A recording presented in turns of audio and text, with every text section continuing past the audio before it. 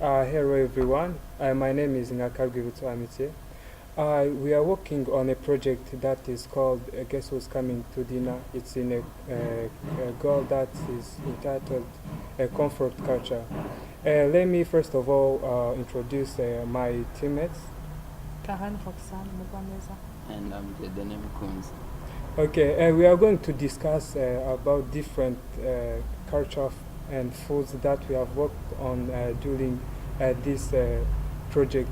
Maybe let's start with Dieudonné. What kind of food can you tell us about what you have worked on? Yeah, I worked on one food and one event. One food was it's Pennsylvanian Dutch cuisine, and then the event is Hindu wedding food. It's like the ceremony, how food contribute to the ceremony. Yeah. Wow, Yeah. it's too interesting. Can you please tell us what kind of food that they use in Hindu weddings? Yeah, in Hindu wedding food, I mean, the actually the wedding itself is a ceremony which is very famous and it's really valued in the community. And they say that it is the glory of the family to have a good wedding for their children. And then food contribute to the rituals that happen uh, during the wedding itself, because of the culture they have some rituals based on their religion, which is Hinduism. And then the wedding itself can last for many days or some weeks. But let me tell you about some few food that contribute to the day of wedding, the actual day of wedding. Um, First of all, I'll say of three foods. The first one is rice. The second one is coconut. The third one is cumin seed and sugar. Uh, yeah. First of all, the coconut. The coconut is this big fruit, but in Hinduism, the coconut means prosperity. Um, in Hindu wedding food, in Hindu weddings, they they bring coconuts and then they decorate the coconuts. The coconuts have a form like this, and when they decorate them, they place them into the hands of the groom, no, the bride, and then the father, because in Hindu, the the family of the bride is the one that like give the dowry and plan the whole event. And then to show that the father of the bride has accepted to give out the girl to the man, the groom. uh, they bring the coconut and then a very decorated coconut. Then the father and the girl go together to the groom, and then they give that coconut as a gift to the groom. They place they place it into the hands of the groom, and then that shows that the family of the girl has accepted to give out their daughter to the groom.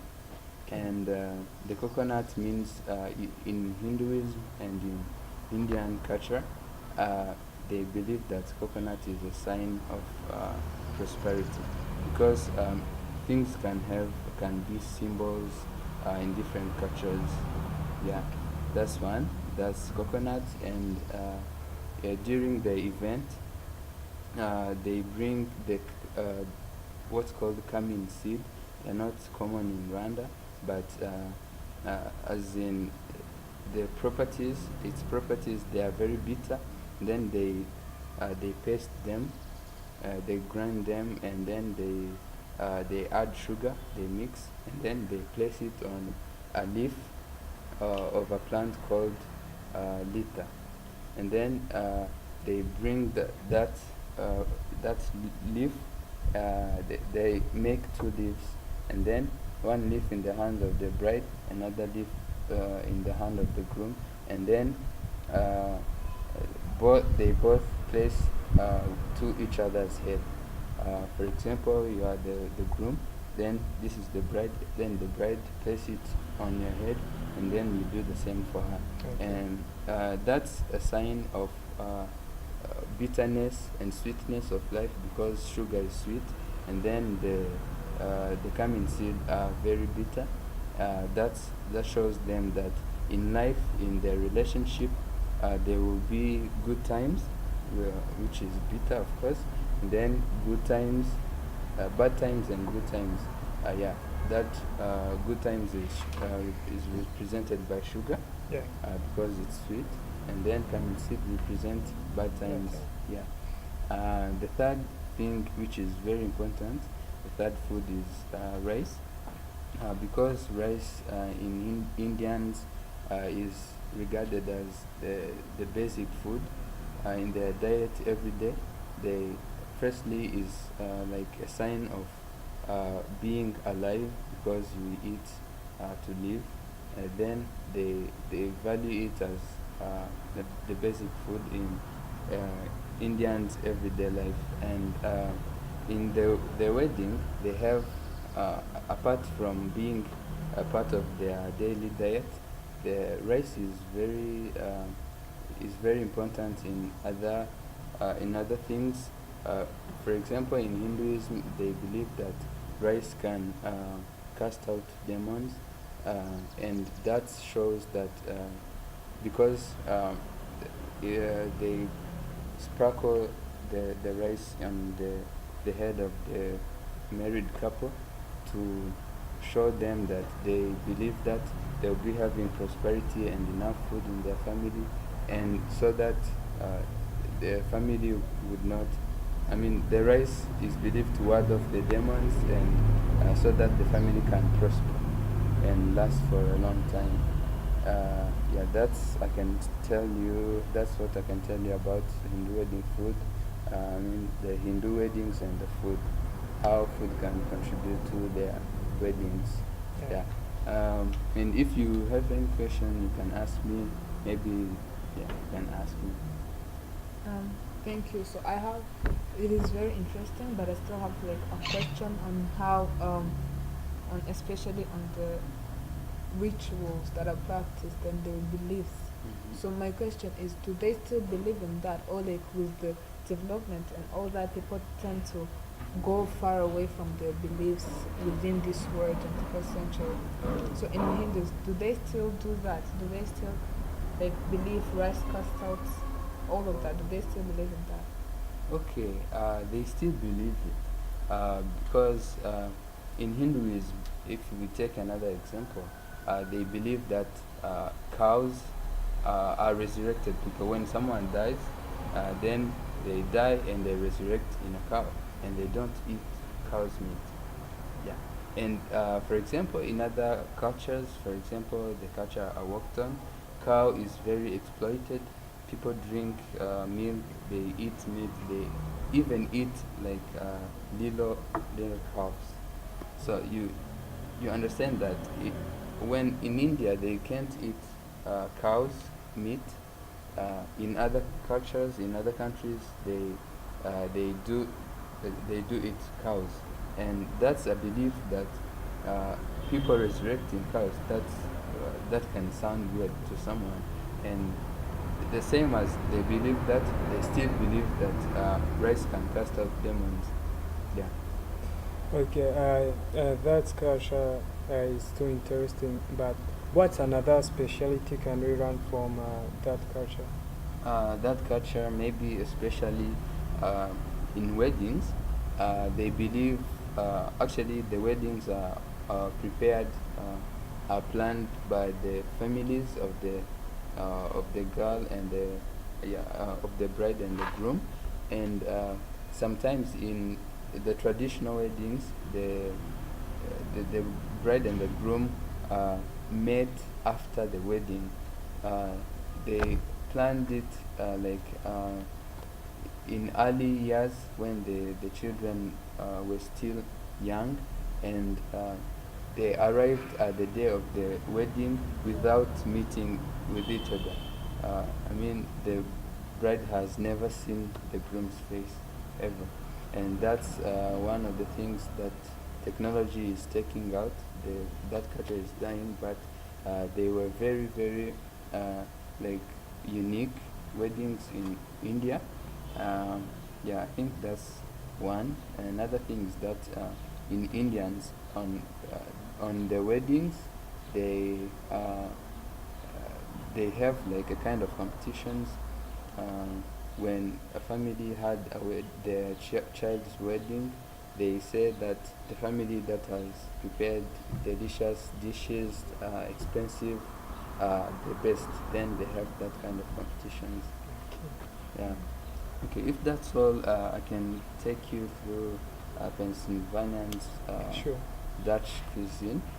In Pennsylvania, uh, America is called a melting pot, according to different books and history books. They say that America is a melting pot, and it was discovered after a long time without being inhabited. They people came from all the places of the world. Then they came to settle in America, and then it became the United States. And Pennsylvania is one of the states. And in 17th and 18th century, people were coming from Europe. Some came from Germany, others came from Switzerland, and other countries. And they came. People who settled in Pennsylvania, they settled in southern and southeastern Pennsylvania.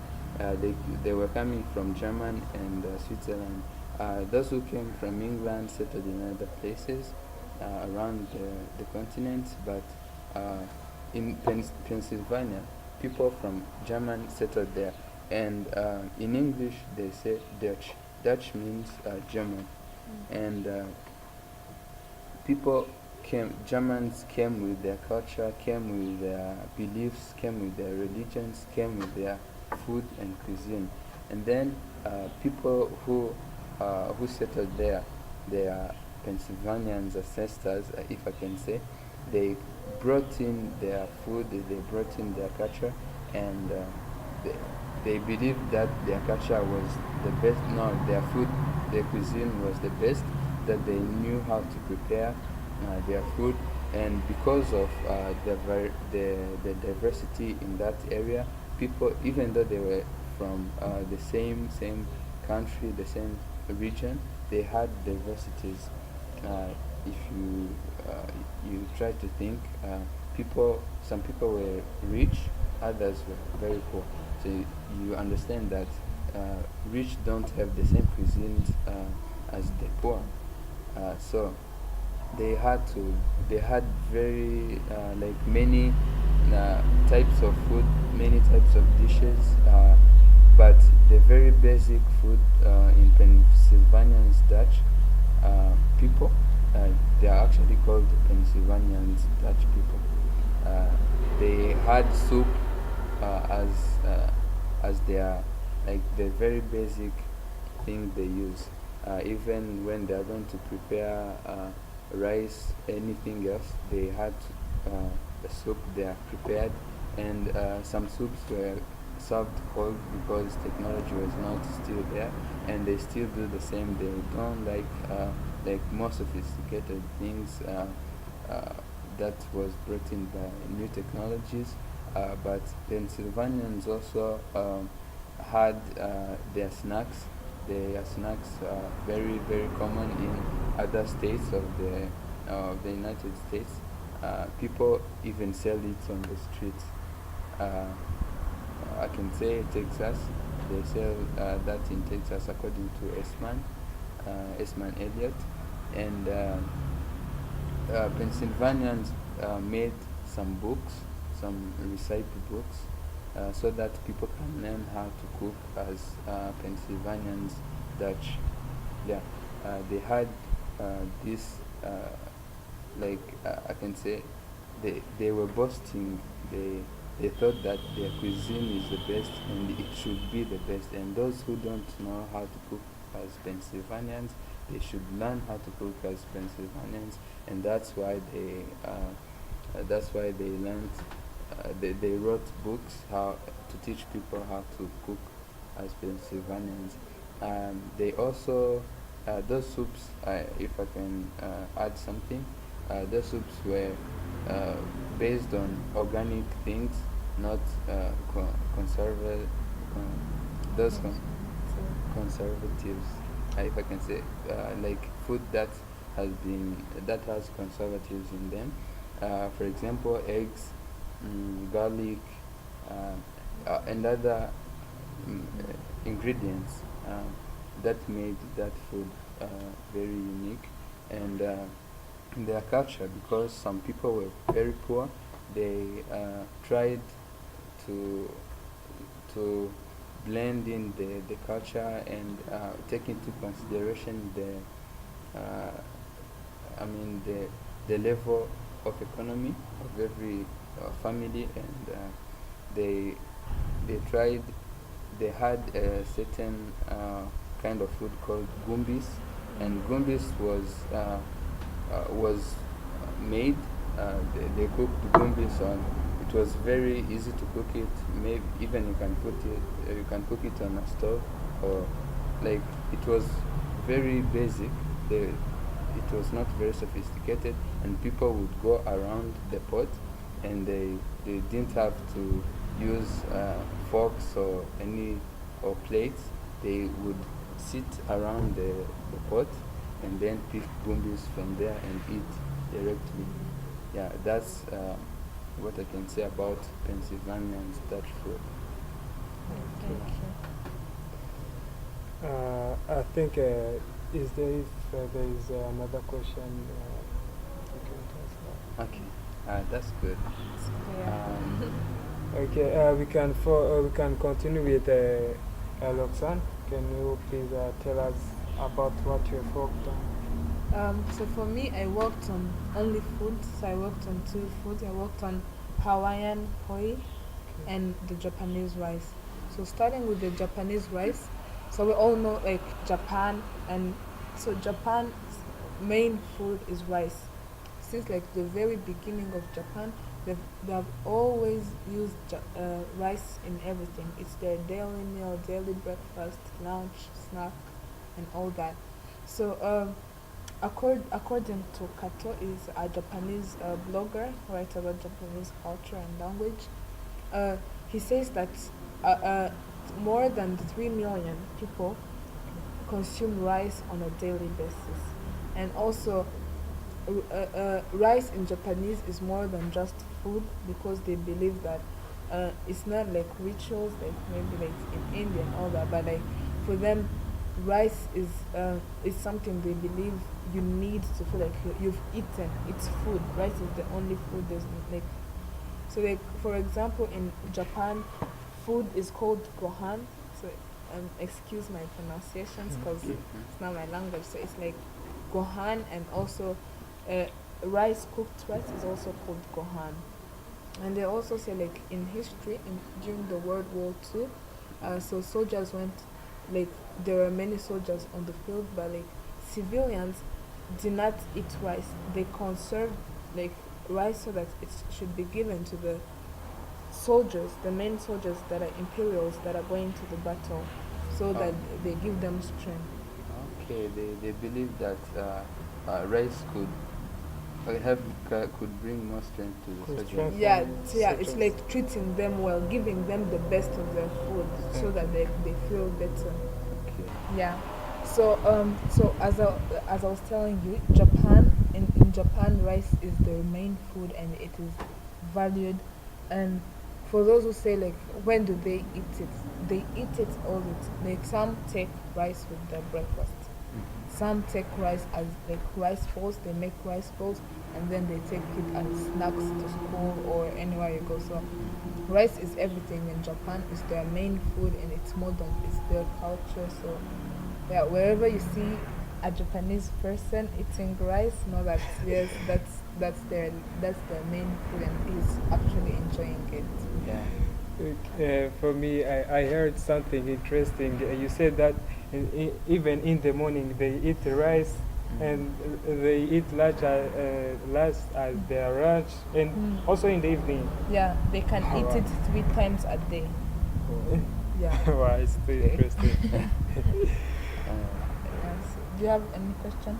Uh, yeah, I think uh, in those Far East countries like Japan, China, and Korea, people think that maybe through movies and other uh, TV shows, people think that they really value rice. But uh, for example, if I remember well, while I was young, I used to watch movies, and Chinese used to eat rice raw without anything else. Mm.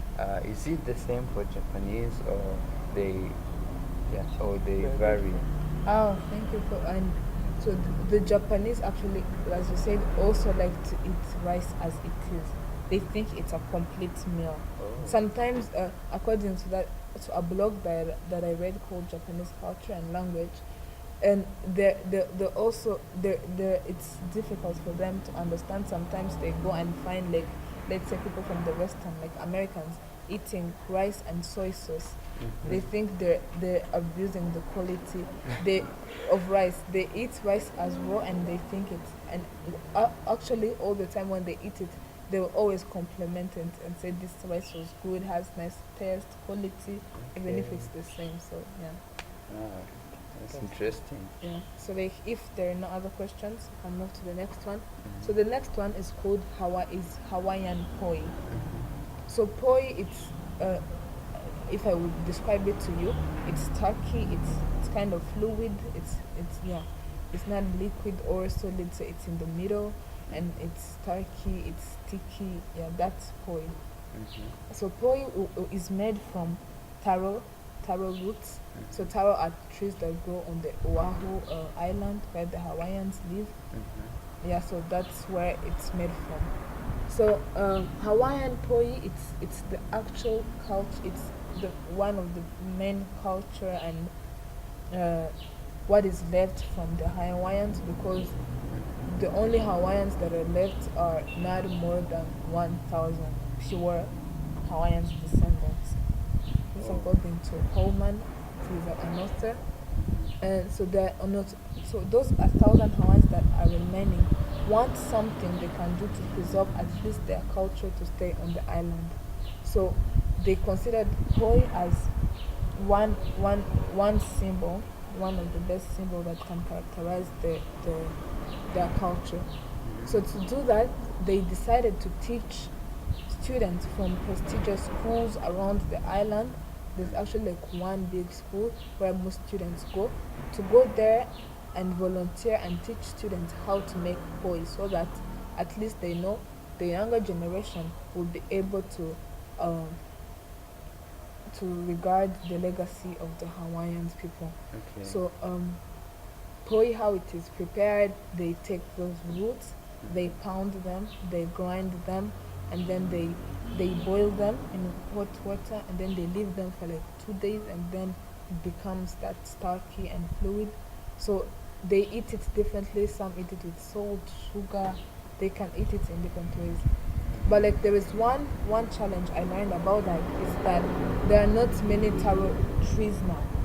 So there are few now, and to help, so there is an investor. So they reached out to investors, and there is an investor willing to plant more taro roots, not only to preserve the culture, but also because the poi is very nutritive, and it will be best for the health and the well-being of the people on the island. Yeah. That's good. It's too interesting. You have said that right now they are teaching, they are going into different schools to teach about how to cook Hawaiian poi. Poi. Do they go to the whole United States, or they still remain in Hawaii Island? Yeah, so they only remain on the island. Their island is called Oahu, if I spell it right. So yeah, it's where they teach, because it's their culture. They can't go outside when even the people on the islands don't know. So they stay within their compound and try to teach people how to make koi, the regulations, because it has many regulations. You can't do it with having nail polish or having your hair falling down your shoulders. So they teach them how to make it and instruct them accordingly. Yeah. Okay, that's good. Okay, thank you. Let's continue with cultures that I've worked on. For me, I've worked on two cultures, if I can say culture foods. They are called tailgating. One is called tailgating, another one is called tinglit potlatch. Let's start with tailgating. It's a kind of event or ceremony that is done in United States. It is done it is done by supporters of a certain team before a match starts. During that event, they come outside of the stadium and they camp there before the match. They prepare food, they paint on their faces, paint over their favorite teams. Yeah. And according to Chapla, he said that doing that activity or doing tailgating shows love that fans have for their teams, and also it contributes to the victory of their teams. Yeah, and during that event, there are also some foods that are prepared. For example, most foods that are prepared there are fast food, because the fans have a short time before the match starts. They prepare hamburgers, hot dogs, chips, and water and wines. Yeah, things that they are easily prepared for that time. But another thing, according to Chapla, he said that this kind of activity, this tailgating is not the same, is not done the same in the whole United States, because for some stadiums that are located to the shore or to the coast of a sea or the lake, tailgaters go into yachts and boat. Yeah, that's how they celebrate, or that's how they do that activity. Yeah.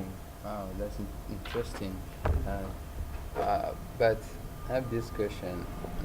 You were talking about how they have fun, how they eat, how they have fun, yeah, in that way. Yeah. I was wondering if there is, for example, an age limit to that, or if it's all the people, like all the ages, like young and old, can participate, or there is. Yeah. During that event, there is no limitation, because they consider every single fan of that, every single supporter of the team, either from kids to old people, because kids have their time to play, and also other mature people also tend to have some discussion among them. Yeah. Okay, that means maybe kids can come together with their families. Yeah, they come together with their families. Okay. Okay, let me continue with another culture I've worked on. Is called Tinglit Potlatch. Tinglit Potlatch is, there are two names there. Tinglit. Tinglit means people who live in the western part of United States and Canada. They are indigenous people. Yeah.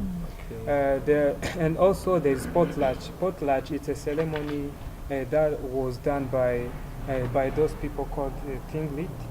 During this ceremony, they did this ceremony to celebrate the birth of a new baby, also to celebrate a wealth of someone if he had become rich, and also they did this ceremony also for mourning when there is someone who has died.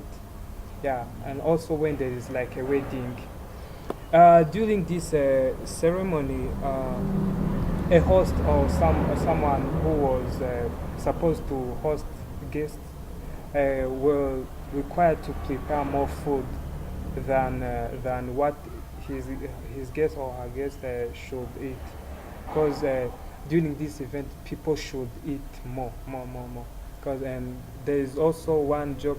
They say that there is one person who came in a certain ceremony and he overeaten what he was served, and that person became ill. Yeah, it's too crazy. Yeah, during this event, the food that they use, they prepare fish. They mostly prepare fish because they live on the coast of the ocean or sea. Yeah, that's the main food that they prepare in Tinglet potlatch. Yeah. Okay. Um, I have a question.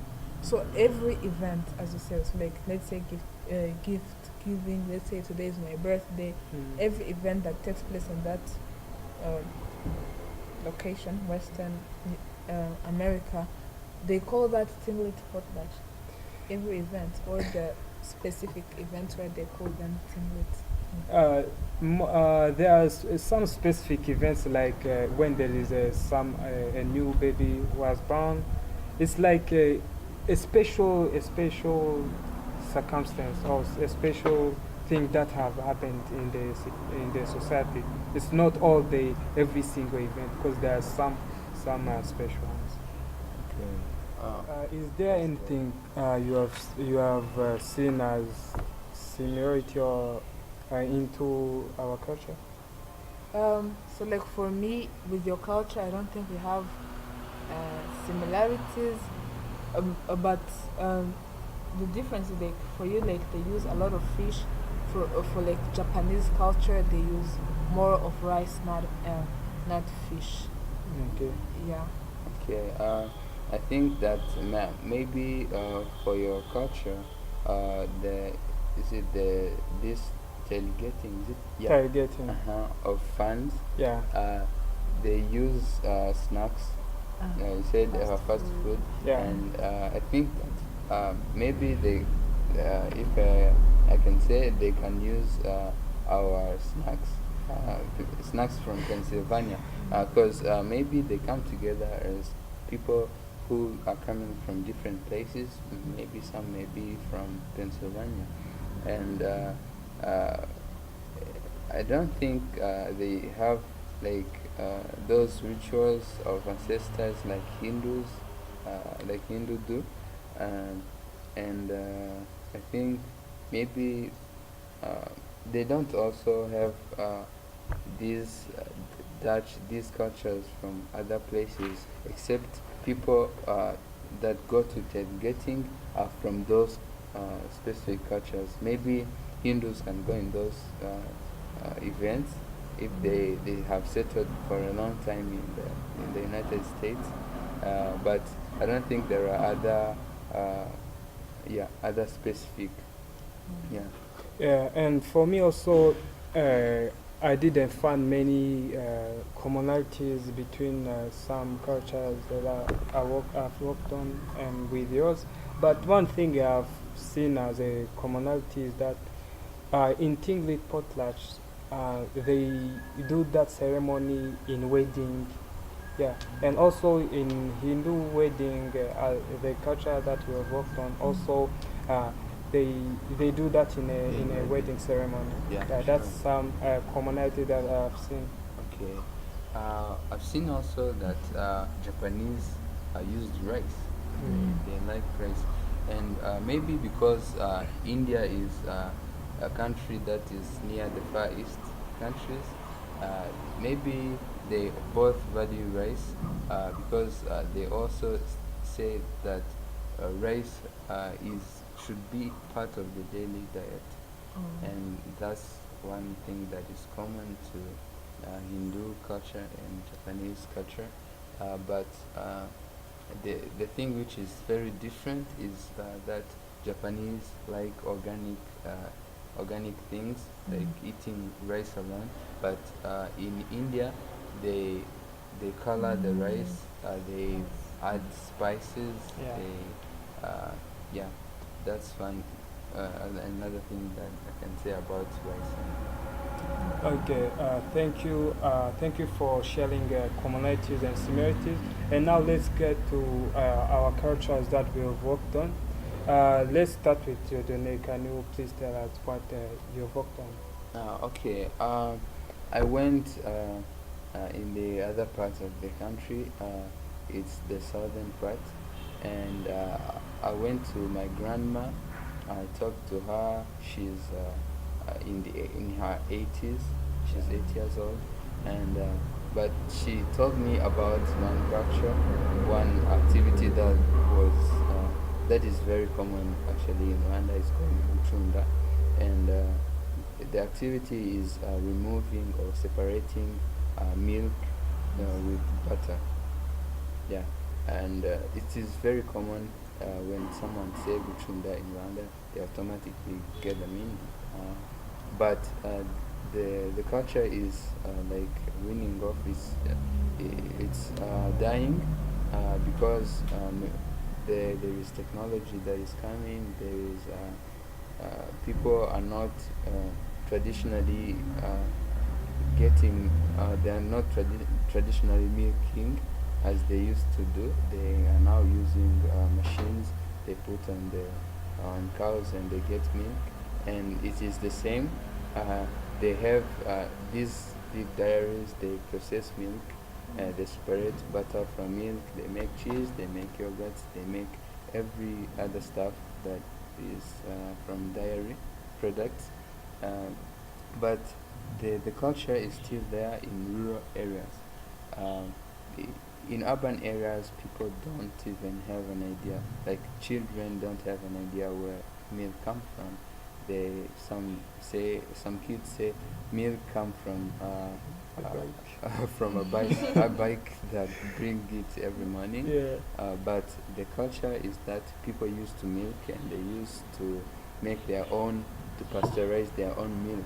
And from that pasteurized milk, because it's a kind of starchy, is it? Yeah, okay. They separated. There is a lot of fat in that because of the bacteria. Because we did chemistry, we knew how the process goes. But that's not our focus. The thing is that uh, the people Rwandans traditionally learned how they arranged themselves to get uh, fat out of milk, and they call that Uchunda. And there is, she told me she's called Bedin, Fitichirezi, and she told me that there is a language for milk because milk is considered as something which is very sacred in Rwanda. There is a language for milk. There is terms used when they refer to milk. For example, in the process of because she did it and I saw it and I used to see it in the past, but I didn't ask like many questions and why do they do this? Maybe why? Because she told me that only girls or women would do the activity. No man could. It's like a dream. No man could do that. Yeah. Never. But she, I could not ask her in the past, but now I asked her. She said that men would not do that because uh, they had other activities, they had other tough responsibilities to. But women and girls should do the the house work. They should be taking care of the whole family, the kids, and the man, the husband. Okay, and the activity, the way it's done, there are those terms used while they are doing the activity, while they are referring to milk. For example, igisabo is the material used when they are doing the activity. There is igicuba, there is inkongoro, there is umutozo, there is many things, and there are even some verbs change when they refer to milk. For example, the verb which means to spill something, some liquid, in which is originally kumena. It's not kumena for milk. It is kubikira, which is uh, uh, which is very different, which is weird, because which shows that Rwandans used to think that milk is very sacred, and she told me that I'm going to do this, but don't say things as you want, because I know in cities you say things as you want. You drink milk while standing, which is not. She was very tough about milk, because in the Rwandan culture, no one could drink milk while standing, or no one could drink milk with meat, but which is now being done every day by people in the cities. But in rural areas, they are very tough. In cities, they drink milk with samosa, which is weird for people in rural areas. And the activity is done by taking pasteurized milk and they put it in igisaro, this big thing they use, and the woman or a lady sit down. A lady is referred to umwari in Kinyarwanda, and she sits down. She takes this big thing full of milk, pasteurized milk. First of all, she had to make sure that she's very clean in her hands, and she took the dried banana leaves and covered the igisabo, and she sat down on a mat made of dry grass called ubusuna, and ubusuna and the palm, and then it was the culture to sit on a mat. Then she had to take the igisabo and shaking, and she told me that the lady or she told me that she's feeling that milk is now separated. Now milk is ready to be separated with the fat, with the butter. She shook. It took like around 40 or 45 minutes. She was telling me stories, like how she grew up, but she was telling me that I'm feeling it now. It's getting ready. She would at some time check like this and look at the cover and say, no, it's not ready yet, and she continued to shake until she told me, oh, now it's ready. And she took the ichansi, it's another small thing that she used, and poured a small quantity of milk, and then she could use her hand to separate butter from milk. And then she was doing like this, adding butter, and then she did like this, to make sure that all milk is out of the butter. Yeah, it was very interesting, the activity and the stories and everything. And she did like this, and she put it in a small pot made of clay, pot of clay called urgeso, and she covered it with the other dry banana leaves called ibirere, and then she tied the banana leaves. Yeah, it was a long process. She tied the banana leaves and said that I'm going to keep this for months, for like 6 or 7 months, because an old butter is the best, and butter is called amafutaina in Kinyarwanda. And she said that the old butter that has lasted for a long time is called amavuta kuze, and they are the most delicious butter, yeah, in Rwanda. And they used butter in those times. They didn't have body lotion. They could girls called awari. They could use butter, add some fragrant plants so that the smell of the butter could go away, and then to smell to have a good scent, and they could use it as a body lotion. And that lotion is, even now, the people use it as a cure to body these acne and other stuff on the skin. And that was very interesting. That was very good, and I wish you you were there, because that was very interesting. Yeah, that's how the activity went, and it was really inspiring me, how people in the old times and those times were very independent. They could say we don't need technologies. They didn't even think about new technologies, how they can make it better. They were satisfied with what they had. Yeah, and another thing I learned from that is clinging to the culture. How she was very tough about saying no, don't do this, don't say speak of milk in this way. You have to use appropriate language. Everything. People were clinging to their culture. It was very interesting. Yeah, I think that's all Thank about you. the field Okay. activity. Let me proceed with the field log that I've worked on. It's called Dubunyano. It's a ceremony that was done that involves naming or giving a name to a newborn baby. In our Rwandan culture, we name a baby after at least 8 days after he get to the world. Yeah, but that's somehow different from others' culture. Cause, for instance, like in other culture, there's some countries where a child is named directly after she Born. yeah, she bounds or he bounds. And also there are other cultures that where they should wait until like 1 month or 2 months.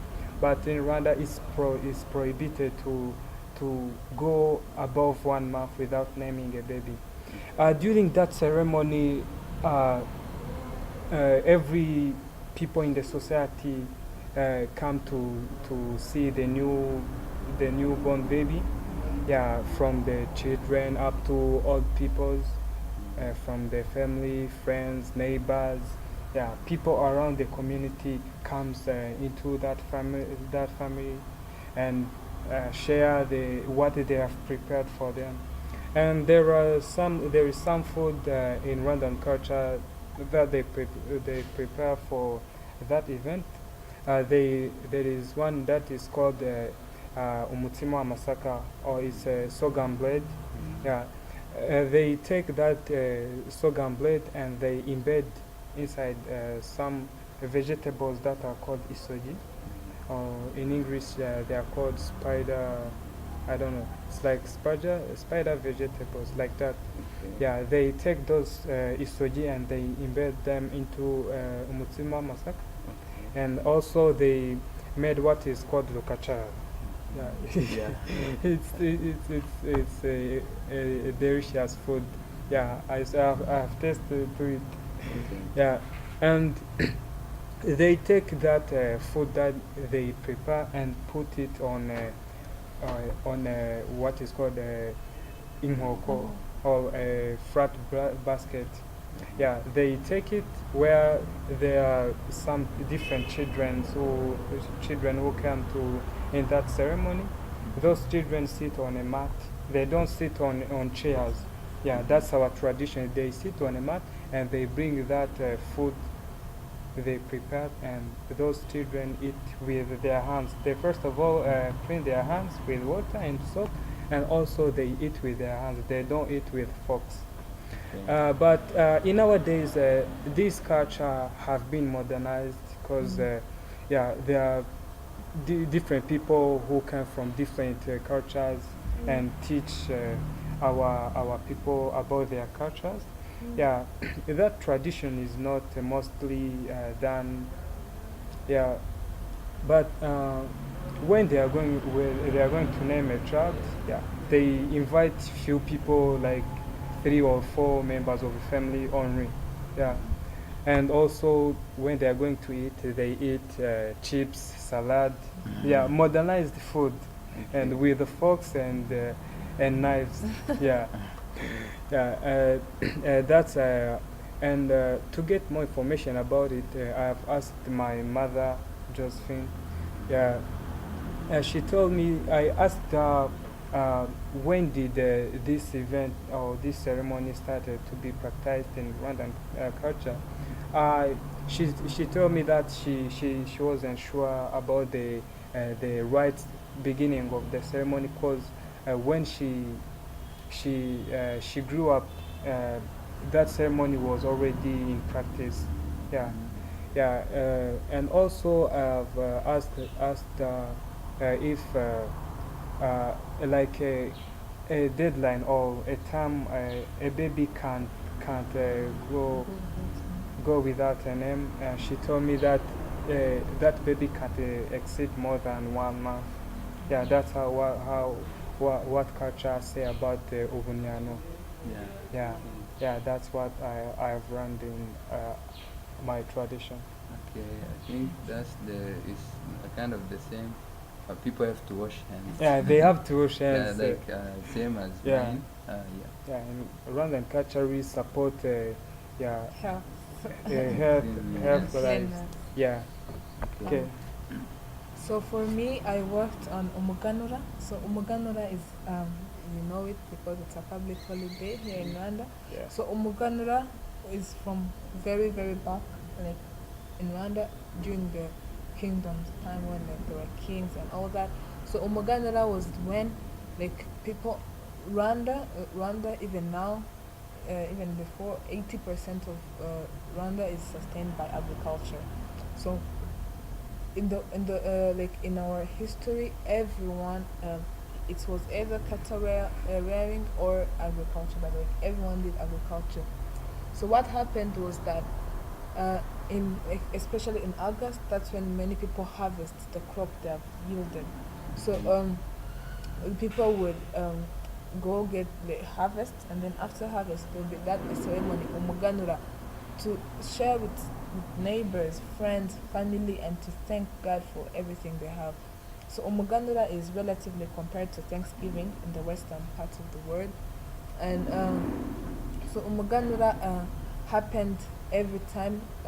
So before it would happen, people would continue doing that, like from June up to August, people would share, but it was celebrated mainly twice on two different levels, on the kingdom level and on the family level. Yeah.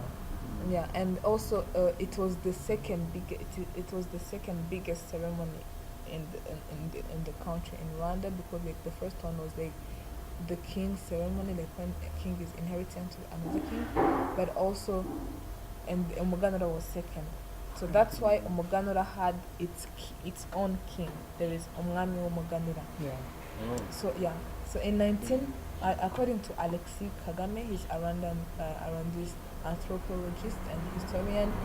In 1925, the colonialists chased away the king of Umuganura. They chased him away, and he went into exile to Burundi, where he died there. So because of that, it stopped all the and also after the king tried to complain. It was called Yuhi Musinga. He was also killed, as you know. So from there, Umuganura stopped. So if you stopped until now, Rwanda has been celebrating Umuganura like 4 years ago. Yeah. It had stopped from 1925 up to like 2012, 2013. That's when there was revival of Umuganura. So now the modern so in the past people would share like sorghum, beer, it's like which is called urwagwa in Kinyarwanda. They share umutsima, as what you told us about Umunyano, the sorghum bread, which is usually red, flour, everything, milk, maize, and also even now, because now many people do not practice agriculture as before, so they just share on the on like sectors level, they just share like maize and soda, milk, so they just share what they have. You only share what you have with your friends. That is the Umuganura, and it's a big celebration to Rwanda, and it's good. I heard that they also use umutsima. Yeah. Sorghum bread, that's the same as Similarity, and milk. Yeah. Yeah. Sure. Thank you for watching, guys.